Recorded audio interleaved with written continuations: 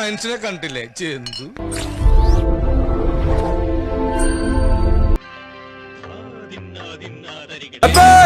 അൾട്ടിമാ പായലേ വിട പൂപ്പലേ വിട.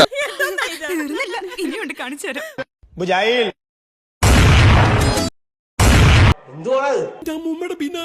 ഒരോളമായിക്കോട്ടെ എന്ന് കരുതി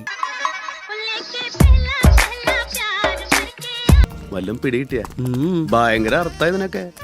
ഉണ്ടാവും നമ്മുടെ ഫോട്ടോഷോപ്പുകാരും വിട്ടുകരല്ലേ. തന്റെ ഈ പാഷൻ പ്രൊഫഷൻ ആക്കിക്കൂടെ?